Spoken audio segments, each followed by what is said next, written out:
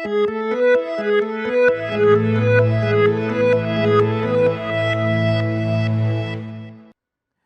we are now on session 2 entitled Worldviews. In the previous section, Dr. Nixon talked about how the more we understand a person, the better we are prepared to minister to that person.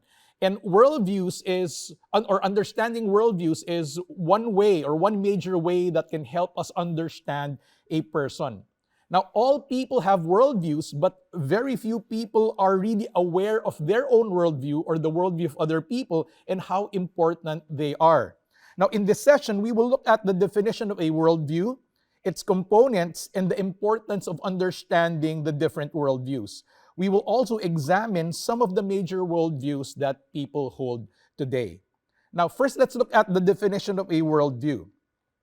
A worldview is a set of presuppositions a person holds, whether consciously or unconsciously, about ultimate reality, the makeup of the world, and the important questions about life and the universe. It is a conceptual framework by which a person tries to fit in all that he or she knows and experiences, and the lens by which a person judges the world around and within the self. Now, if you would like to have an understanding or illustration of what a worldview is, it's like a lens. Sinabi rito kanina, it's the lens by which we see the world or we judge the world. Now, if you've tried wearing colored glasses before, right? So for example, color red, ano? Tapos when you look everywhere, everything is tinted red, even though it's not red. It affects how you view things. And in the same way, a worldview is like that. It is the lens that we put on our eyes, and it affects how we see the world. A philosopher, Ronald Nash, defined it in its simplest terms. It's in this way. A worldview is a set of beliefs about the most important issues of life. So parang ito po yung framework, ito yung concept where we try to fit in everything that we know. Now, why is it important to know worldviews? Number one, a person's thinking, values, and behavior are influenced by his or her own worldview. This includes our personal view of morality and what we consider as ethical or not. Our worldview influences our view on human rights, marriage, parenting, gender-related issues, racial issues, and all other things. So ganun ka siyang ka-central. It affects the way we view things, and it affects how we behave. Number two, understanding a person's worldview is important in order to properly engage with people and discuss with them in discourse. Now, since our worldviews influence how we view and define things, understanding other people's worldviews help us engage them better in meaningful conversation. Now, oftentimes, maraming misconception that happens when people do not realize that they're from different worldviews. They use the same words, however, they use the same words differently. They look at the same things, but they see the same things differently. And what seems obvious to one person makes no sense to another. Now, one anecdote to illustrate this was sometime during the existence of the former USSR, the Soviet Union, there was a preacher who was invited to speak about God and religion. So he was speaking there for over an hour, and one of the soldiers in the back was making this cut sign. Ganon siya ng ganon. So nagtataka siya bakit siya ginaganon. And at the end of the talk, the person in the back, the soldier, approached him and said, "You know what? For over an hour, you've been talking about this word God, but you never explained what it means." Kasi meron na siyang former or previous understanding of what God is. He failed to understand that the person he was talking to had no concept of God, or maybe he knows of many different concepts of God, but hindi niya alam kung anong usage ng God yung ginagamit ng person na nagsasalita. So, kaya nagkaroon ng misunderstanding. So if we understand each other's worldviews, then we will know where they will come from or where they are coming from. It will help us communicate in a more meaningful and comprehensible manner. Number three, Understanding a person's worldview would help us determine the type of apologetic approach to use in order to address the issues the person has. Now, in session 6, we're going to talk about the different apologetic approaches. Okay, merong presuppositional apologetics, classical apologetics, merong evidential apologetics, and which approach you will use in engaging the person will actually depend on the kind of worldview that person has. Because one approach is more effective for a particular worldview, while another approach could be more effective if it is a different worldview. Now, to illustrate the importance of this, it's like the difference between a shotgun and a sniper rifle. A shotgun, yung bala niya is a shell with a lot of different bullets or pellets inside. So when it's shot, instead of aiming, you don't have to aim much, babarilin mo yon, tapos mag-explode yung shell into many different pellets and bahala na. Okay, may tatama, may sasala. But ang goal nun is, the more, the merrier. The more bullets you put out there, the more chances na merong tatama, pero marami ring chances na hindi tatama. Versus a sniper rifle where you get to aim only at one point and get to hit that point accurately. So parang ganun rin. When we are not aware of a person's worldview, our approach would be bato ka ng bato of how to convince the person about God or about the gospel, and some of it will hit, some of it will miss. But if you are aware of a person's worldview, you will be more precise in presenting your arguments, in presenting your proof about the existence of God or about the truth of the gospel of Jesus Christ. So that's how important this is.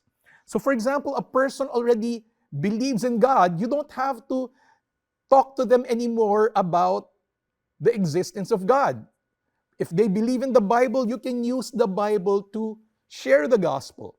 However, if that person has no foundation about Scripture, if that person has no foundation about the existence of God, then you would have to start at an earlier point. Okay, so ganun siyang kaimportante. Now, what are the components of a worldview? A worldview has many different components. Now, philosophers and professors have different ways of organizing these components, but they basically include the following. First is God. This includes whether or not a person believes that God or gods exist. And if so, kung meron man God, how many? And what is the nature of this God or gods? Number 2, the universe. This includes the view of the universe's origin, its termination, meaning the end, its nature, including whether it is an open or closed system. So for example, in the origins, is the universe eternal, or did it have a beginning? And if it had a beginning, what's its beginning? When we talk about its nature, what is the universe composed of? Ano lang ba siya? Matter and energy? Or is there a spiritual world within the universe? When we talk about the universe being open or closed, does that mean that there is a God, when it's open, there is a God who exists outside of the universe and yet interacts with the universe? That's an open universe. Or do you have a God who created the universe, who's outside of the universe, but left the universe to run on its own? He does not interact with it. That is what you call a closed universe. Also, is the universe in its current state, is it fallen? In other words, hindi ito yung original design. There's damage, okay? It's not in its original state. Or is the universe as we see it right now in its original state or its normal state? Number 3 component of a worldview is its view of man. This includes the origin of man and the explanation of man's nature and condition. The view of man's responsibility is also included here, meaning, is man free? Does he have free will? Or is man like a robot? Is he pre-programmed? Is he determined? Number 4 is morality. This includes how a person believes whether morality exists or not. And if so, what is its basis? Is there such a thing as right or wrong? Is there an absolute basis for morality? Or is morality relative? Kanya-kanya na lang, depende sa culture. How does one determine if something is morally right or wrong? So ito yung covered ng morality element of a worldview. Number 5, its view of truth. This includes whether or not a person believes that truth exists, or whether truth is absolute or relative. And how is truth defined? Now, basically, there are 3 understandings of what truth is. One is classic. Ito yung common understanding. Ito yung understanding natin ng truth from ancient times. But there is also modern understandings of what truth is. Now, what are these 3 theories of truth? First is the correspondence view of the truth. Now, this is the classic understanding of truth, which has been the predominant view from the pre-modern era, this is ancient times, until the modern era. And this is still the most natural understanding of the truth, which even those who hold other views unconsciously use. Now, this is the correspondence view. It understands truth as absolute. A statement is said to be true if it corresponds to reality. For example, merong statement which says, a white cat is sitting on my table. Now, if I look at my table and there is indeed a white cat sitting on my table, so it corresponds to reality, the statement corresponds to the reality, then that statement is said to be true. So yun yung correspondence view of truth. Now, this view grants that not all truth can be fully known since human beings are limited. However, it adheres to the existence of the absoluteness of truth. Meron talagang truth. Now, some would ask, how about differences in opinion? So for example, Michelle, a person says, this cake is delicious, while her friend says, this cake tastes terrible. So ang question na mga tinatanong ng mga tao is, does this make truth relative? Now the answer is no. Rather, the truth statement could be said this way. Michelle's opinion is that the cake she ate is delicious. Amanda's opinion is that the cake she ate tastes terrible. Both sentences are absolute and not relative. Okay? So, hindi porke may differences in opinion, meron ng relative truth. And that is what adherents of relative truth usually say, na may differences kasi ng opinion.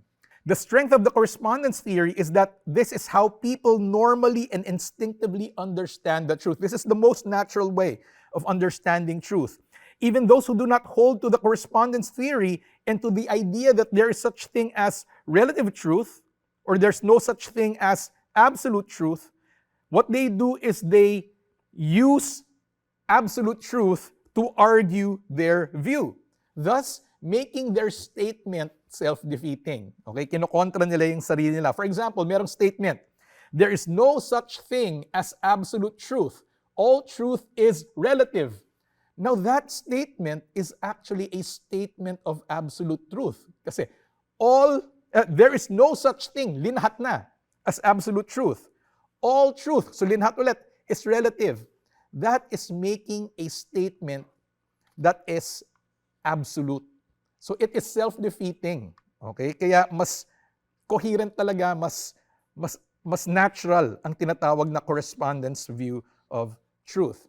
Now, in modern times, people have tried to redefine what truth is. So merong 2 views which are relative.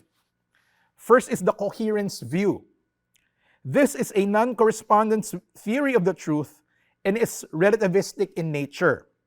Adherents claim that a statement or something can be considered as true if it is coherent and consistent. That means it does not conflict with other beliefs that one holds. Whether or not, here's the thing, whether it or not it corresponds to reality. So a person can come up with a make-up world na may consistent rules, consistent laws, kumbaga coherent yung kwento. And even if it does not really exist, if it's not real, they consider it as truth. Now, this gives room to what you call pluralistic beliefs. Ito yung lahat naman tama, lahat naman truth. Kahit contradicting, lahat yan pwede. As long as each belief system is internally consistent, each is considered true. So ito, magkaiba tong dalawang to, kaso ito internally consistent, true to. Ito, totally contradicts this. Kaso this is internally consistent, meron siyang system. Then this is also considered as true. Now, the deficiency of this system is that it is self-defeating, it is illogical. It does not correspond to reality. It does not reflect how people, including its adherents, function in their daily lives. In other words, it is unlivable and not practicable. Its adherents unknowingly use the correspondence view whenever explaining or justifying their own view. Third is what you call the pragmatic view. Now, ito lang yung ibig sabihin nun. Something is viewed as truth if it works. Okay, whatever works is true. So, it claims to be a practical view. Now, unlike the coherence theory, which emphasizes internal coherence, regardless of whether practicable siya or practicable siya in real life, ito naman, ang emphasis niya is in its practicality. However, it has many deficiencies. For whatever works is very vague.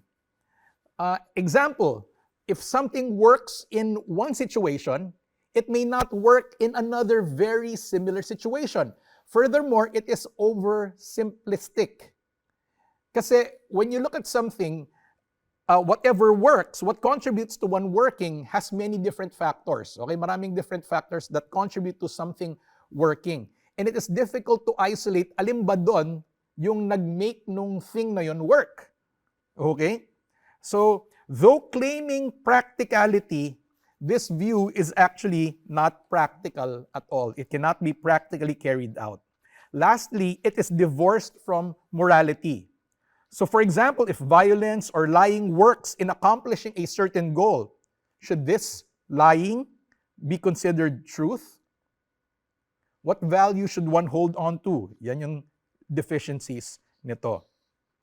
Number 6 element of a worldview is the purpose of human history. Is there meaning to human history? Is it linear? Is it heading towards a determined goal? Is it cyclical, meaning paulit-ulit siya? Okay, parang gulong ng palad, with patterns of events that just keep on repeating? Or is human history totally random, without any purpose at all? Let's now go to evaluating a worldview. Now, logically, not all worldviews can be true. The following are tests one can use to evaluate the different worldviews. The first is the correspondence test. Does the worldview accurately reflect reality? Does it correspond to the real world, yielding true interpretations and offering reliable predictions? Is it able to prescribe as well as describe? So, how does this work? Ganito lang rin yan, parang yung binanggit ko kanina. So, for example, there is a worldview that claims that the earth is mounted on top of 4 giant elephants, which is on top of a giant turtle. Now, how do you do that correspondence test? You just observe. Is the earth really on top of 4 giant elephants, which are standing on a giant turtle? If not, then it fails the correspondence test. Okay? Now, there is a limitation to this test, as human beings are unable to acquire all the necessary facts of an experience. Furthermore, not all aspects and claims of a worldview can be empirically tested, meaning you can experiment on it to check if it is true. Like if you're looking at a microscope, there are things like values and morality, the existence of God that you cannot simply test empirically using the correspondence test. Now, though there are many cases where 100% of proof of something is impossible to attain, evidence could be collected that could strengthen or weaken the truth claims of the different views. Now, the second test is called the coherence test. Do the propositions of the worldview mutually reinforce each other? Does it have no internal contradictions? Do all the components of a worldview fit together and function together as a whole, creating a big picture? Now, for example, a worldview that claims that all religions are true, while at the same time claiming that religions that claim na sila lang ang tama are wrong, are actually, or that worldview is inconsistent and incoherent. So by saying all religions are true, ito lang ang tamang view, and all those religions that claim na sila lang ang tama are false, then it actually contradicts itself. And by the way, there are many views like that today. They don't realize how incoherent their own views are. Now, another example of an incoherent worldview is one that claims that there is no such thing as right or wrong. Everything is permissible, while at the same time saying that to convince others to believe in Christ is wrong. So they say that there's no right and wrong, and yet, or right or wrong, and yet they attack those who claim that there is right and wrong and telling them that they're wrong. Now that view is incoherent and inconsistent. Next test is the comprehensiveness test. Is the worldview able to contain and handle different kinds of data? Does it take into consideration everything? Okay? So does the worldview have different components, like a view about God, the universe, man, morality, truth, the purpose of human history, and all the things that we're mentioning? So comprehensive ba siya or not? Last is the compatibility test. Is the worldview personally satisfying, well-ordered, and able to be expressed? Is it livable? In this last section, we will look at the major worldviews. As author Os Guinness once said, contrast is the mother of clarity. In this section, we will discuss, compare, and contrast the primary beliefs of the four major worldviews. These are theism, deism, pantheism, and naturalism. Now, there are many other worldviews that are not included here. However, all of these other worldviews have overlap or similarities with these different worldviews, so that by just discussing these four, you will more or less understand how to address the others as well. So for example,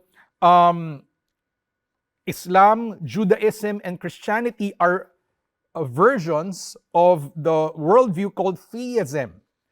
Or Hinduism, Buddhism fall under what you call pantheistic monism. So hindi na natin kailangan tignan yung individual views na to.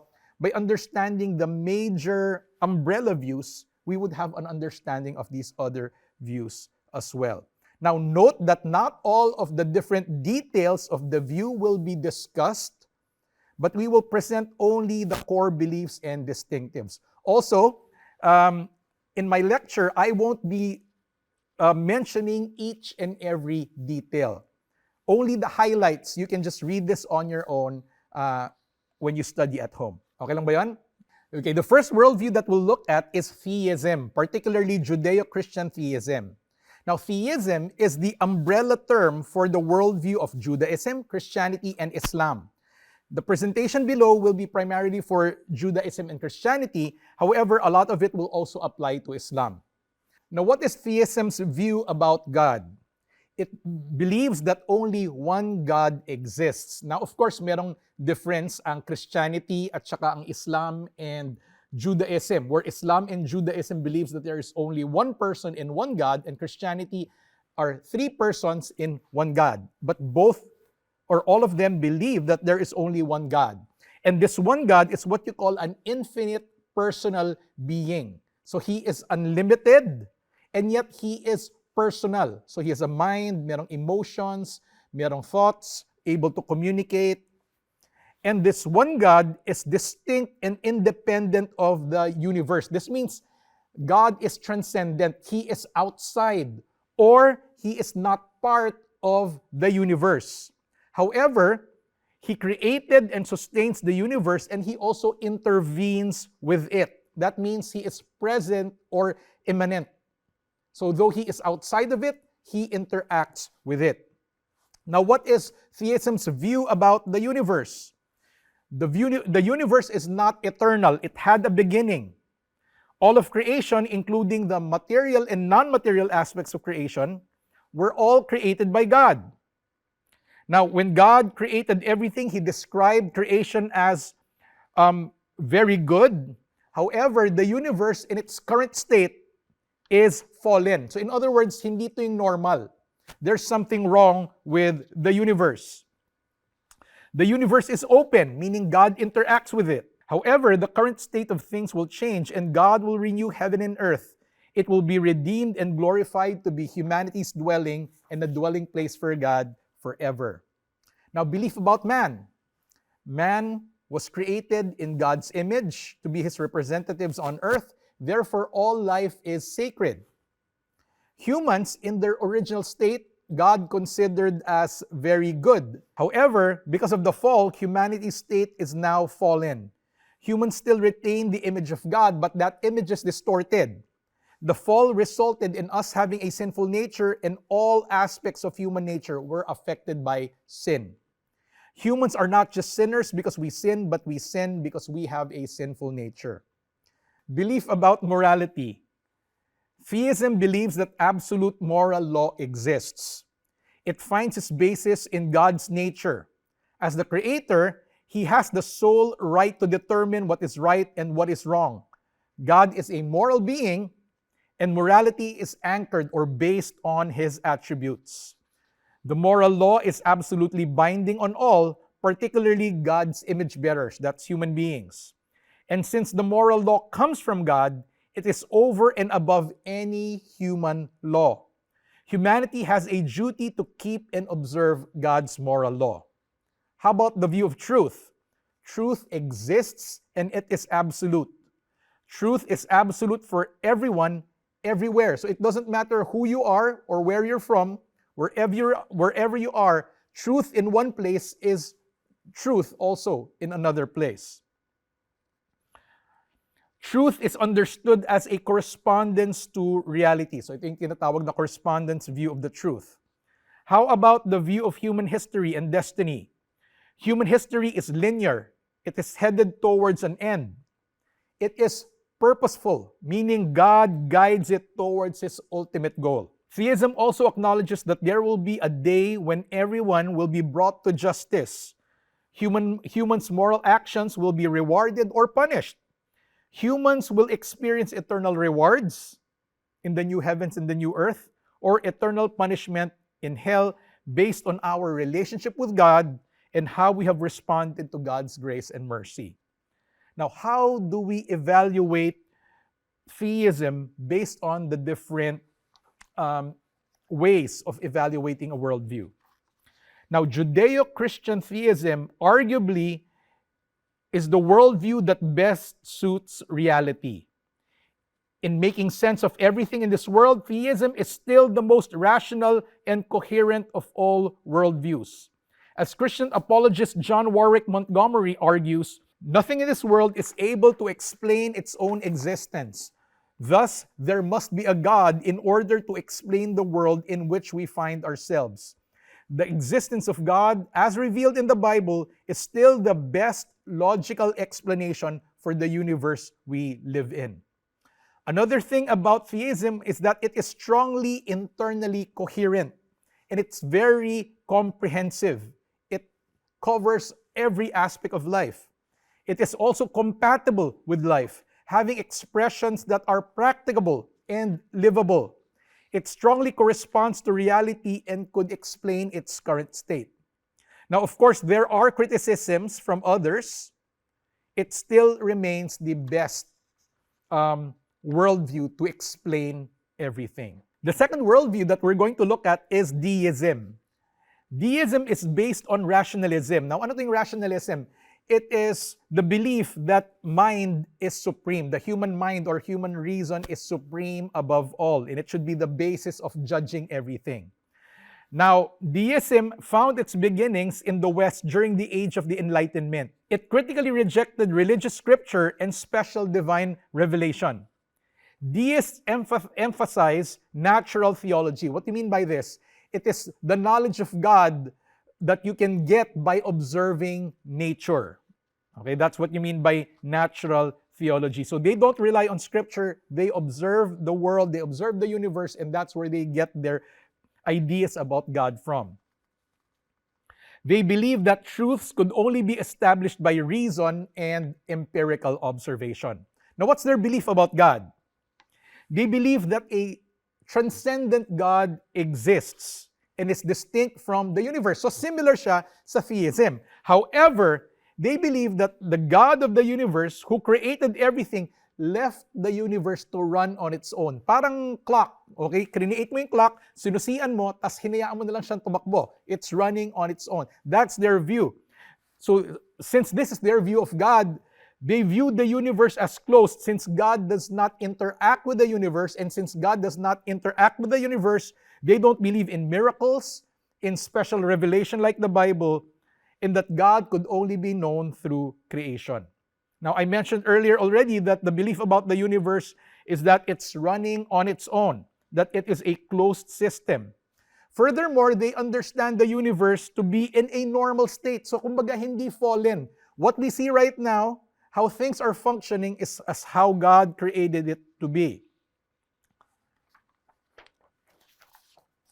Next is their belief about man. Now, a deist agrees that man is created by God and is adequately suited to live in the world. Humanity is in its current state. So hindi tayo nasa fallen state or merong sinful nature. Humanity is as it should be. How about their view about morality? Their view of morality is grounded in nature, with each person discovering how to self-govern, interact with others, and also how to relate with God. A deist disagrees on which morals are absolute and which are relative. So wala silang agreement among themselves. Morality depends on culture, reason, and circumstances. So medyo problematic rin siya. Ano? How about the belief about truth? Now, just like theists, they hold on to the correspondence view of truth. Therefore, absolute truth exists. Now, let's just jump to the evaluation. Many people across worldviews agree with deists' demand on the significance in the use of reason in religious matters. Human reason and abilities are limited and are insufficient as the sole means of determining or ascertaining divine knowledge. So since human reason is limited, how can we trust in reason alone? Yun yung isa sa major deficiencies ng view na to. So, human reason cannot be supreme, right? Furthermore, claims about miracles and supernatural revelations must be validated. It does not necessarily follow that God who created the created order cannot intervene with it. A being who could bring the universe into existence from nothing can still perform miracles if he chooses to do so. Furthermore, deism cannot provide consistent content to ethics. Hindi niya masasabi kung ano talaga clearly ang right and wrong. And the prevalence of evil and suffering in the world is not adequately explained by the deistic view. So if everything is normal, why is there evil in the world? The next worldview is called pantheism, also known as pantheistic monism. Pan meaning all, theism or theos, that's where you get the word God. Monism means everything is one. So it's basically a belief that everything is God and everything is one or united. Pantheism, also known as pantheistic monism, is the worldview held by many Eastern religions like Hinduism, Buddhism, Taoism, and a lot of the proponents of the New Age movement. What's their belief about God? Their belief is that God is one impersonal God. So He's just like the force. He's not transcendent, He's not outside of the universe, but God is the universe, and the universe is God. And everything, that includes you and me and this lectern here, is a part of God. Now, many monists also believe in smaller gods. Okay? So it's like polytheism. May mga si Zeus, si Hera, okay, yung mga Hindu gods, Buddhist gods. But this is different from their idea of God, which is everything. So their view of these gods are limited. They are also created. And they are also part of that one big universe, which is God. So walang ultimate, infinite God in their view. How about their belief about the universe? They believe that the universe is eternal. The universe is a closed system. Why? Because no God exists outside of it, because everything is God. What's their belief about man? Their belief about man is that humans must overcome their ignorance and realize that they are God. So it's about knowing, actualizing that you are God. The end goal of humanity is to unite with God.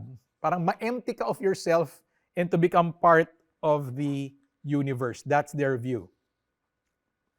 What's their view about morality?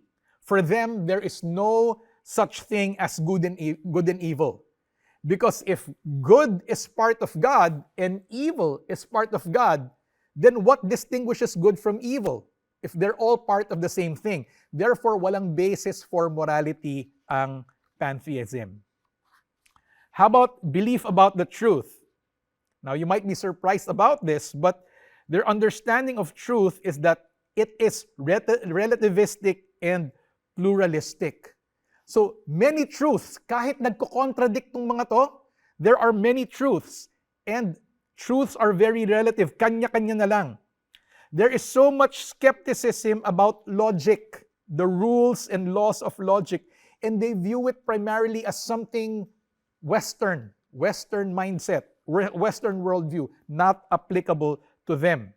Therefore, they are very much comfortable with holding two opposing, contradicting worldviews that violate the law of non-contradiction. Okay? So may imagine nyo, medyo challenging mag-reason with them because they don't hold on to reason or they don't value reason that much. What about their view about human history? They view history as cyclic, umiikot lang. Pantheists believe in reincarnation. As a soul leaves the body, it enters into another mortal body to work on his karma. Now, I won't go into detail about karma anymore. But eventually, the goal is to stop that cycle so that you would lose your individuality and become part of the universe, which is God. Now, let's evaluate it. First, one major deficiency of pantheism is that it cannot validate itself, since the law of non-contradiction is rejected, along with the reality of history. Therefore, it cannot prove anything. Furthermore, pantheism is self-defeating. For example, a pantheist would say, we are God, and they would also say that God is changeless, but they also acknowledge that human beings change. So parang ano ba yun? Does God change or not? They believe that He does and that He does not at the same time. Furthermore, it offers no basis for morality, since everything good and evil is part of God. Now, if the pantheists are correct, then there is no right and wrong, good or evil. Then to be wrong is as important as to be right. And again, this is not practical and this is not livable. And the last worldview that we're going to look at is naturalism, also known as atheistic naturalism. Now, the ideas of naturalism are not new. They date back all the way to the pre-Socratic philosophers. It has had a long history. However, it has gained popular acceptance during the Age of Enlightenment, when a number of intellectuals, including Sir Francis Bacon and Voltaire, established philosophical arguments for excluding the supernatural from scientific inquiry. Now, what are their beliefs about God? They believe that no God exists, whether in this universe or beyond the universe. The physical world is all there is. God did not create man. They believe that it is man who created God. Now, they present 4 arguments used by theists, and you can just look at it there. There are 4 arguments often used by atheists. First is the problem of evil, which we will discuss in session 6. The purposelessness of life, sabi nila, wala raw purpose ang buhay. Random events in the universe, so when they observe the universe, parang wala silang nakikitang pattern, they just think it's random, therefore there's no intelligent mind behind it. And also they believe that the first law of thermodynamics, which explains that energy can neither be created nor destroyed, justifies that the universe is eternal. Therefore, there's no need for a creator. Further beliefs about the universe. Si Carl Sagan, an astronomer and cosmologist, said this: the cosmos or cosmos is all that is or ever was or ever will be. Now here's the problem. Though the scientific findings have actually discovered a beginning for the universe, which is the Big Bang, nagkaloko-loko or nagkagulo-gulo actually yung maraming atheists when the Big Bang was discovered, because it proves the existence of the beginning of the universe. However, naturalists have continued to look for explanations to justify the view for an eternal universe, which we won't go into right now. Next, the universe exists as a uniform sequence of cause and effect in a closed system. So parang it's just an event which triggers another event, which triggers another event, which triggers another event. That's just how they see the universe. How about belief about man? Man is simply a product of random chance. You were not planned. Man was not designed. We are an accident. They view human beings merely as complex organic machines which consists of matter with no immortal soul. So they view personality as a complex interplay of chemical and physical properties. Kumbaga, how you think, how you see yourself, ano lang yan, chemical reactions in your brain. That's how they see things. How about their view of morality? If there's no God, therefore, for them, no moral absolutes exist. There is no ultimate standard for morality. So para sa kanila, yung idea natin ng right or wrong are just cultural norms na pag-usapan ng society, whichever behaviors benefits the most. Often, the right action is described in terms of what will bring the greatest good in the course of time. Now, some atheists also acknowledge that right and wrong are relative, and changing situations in each culture determine morality. Everyone must determine subjectively what is right and wrong, since there is no God to reveal what is right and wrong. Now, how about their view of truth? Now, there are varying views of truth. Naturalists with a modern mindset hold to the correspondence view of the truth. However, yung mga postmoderns adhere to non-correspondence views, such as the coherence and pragmatic views. They are relativist, kanya-kanya lang na truth, and they are also pluralists, kanya-kanya na, lahat pa tama. Truth can also be determined by personal preference. Now, how about their belief about human history and destiny? So they view human history as linear.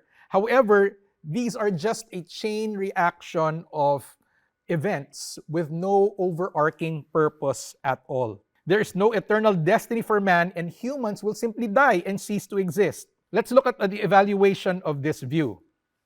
Now, one of the first weaknesses and critiques about this view is the intuitive experience of millions of modern people who sense that the universe or the cosmos is made up of more than the material world. And this contradicts naturalism.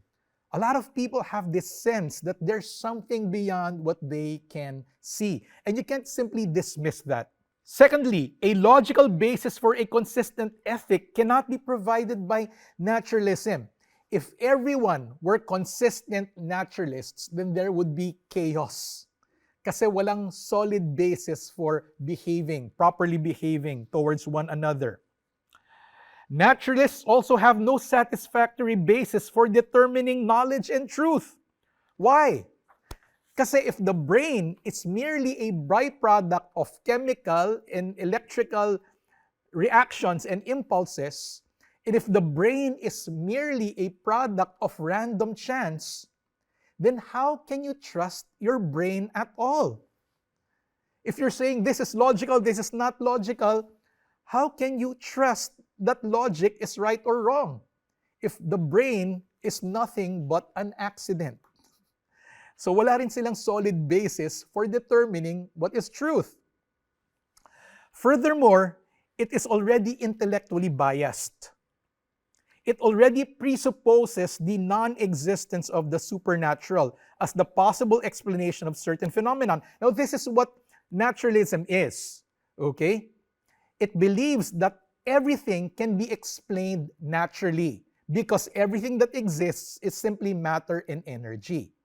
Now, since it denies the existence of the supernatural or of the spiritual world, whenever it does its investigation, it automatically excludes all possible supernatural explanations.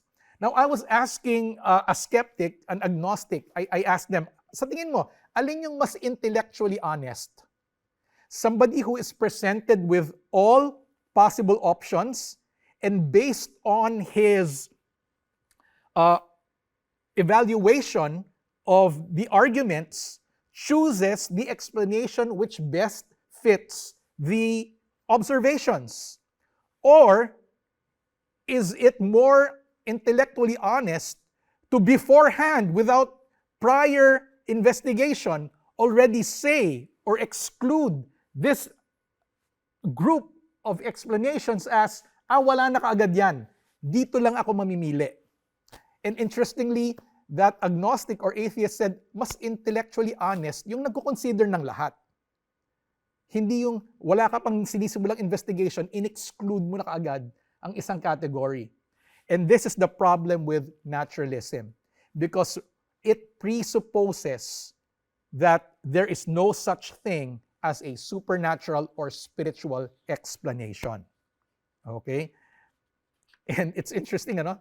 Kini-criticize ang mga theists as being illogical and irrational, whereas they actually presuppose the exclusion of certain explanations without proper investigation. Now, another major weakness is when they are confronted with the argument about the first cause. This is where atheism crumbles. Kasi they cannot account for the existence of the universe. In times where there was not much scientific investigation, they can easily say, oh, the universe is eternal. It was not created. But actually, with the scientific revolution, where they discovered the existence of the beginning of the universe, dun sila nagkaroon ng problema. And what they do is they say, okay, may beginning ang universe, kaso merong nag-produce nitong universe na to. Merong multiverse. Okay, so hindi actually nauna sa Avengers ang multiverse. Pinag-uusapan na nila yan. So, however, what they're doing is they're simply pushing the problem back because they cannot account for the existence of the multiverse. So, very problematic sila when it comes to the origins. Lastly, this worldview is not entirely livable. Now imagine this, without any basis for morality, robbery, murder, and all kinds of evil could be justified. Power will be the basis of right and wrong.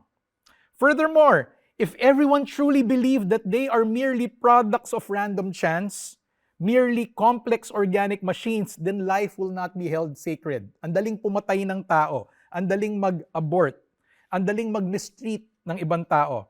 Furthermore, there will be no purpose and meaning in life. Now they say, well, we will create our own purpose. Now, even if people do so, there will be no meaning at all if there is no afterlife and if all will simply be annihilated after their death. Diba? Ano pang purpose ng gumawa ka ng mabuti, gumawa kang masama, kung wala namang afterlife, kung mawawala rin kayo lahat? And some say, well, it's about the survival of the species. And my answer normally to that is, so what if the species survives or not, if everything is just an accident? So, napaka-anemic po ng view na to when it comes to producing meaning. And no wonder that there are people in the past who have seriously considered and pondered on the implications of this worldview. Like Friedrich Nietzsche, who came up with nihilism. Ito po ang ultimate result of someone who has really thought about the full implications of atheistic naturalism. It produces depression, lack of hope and purpose. And no wonder with this kind of view circulating more and more, a lot of people are resorting to suicide as a way out. To cap this off, our goal, as we looked at these different worldviews, is not to prove ourselves right and others wrong.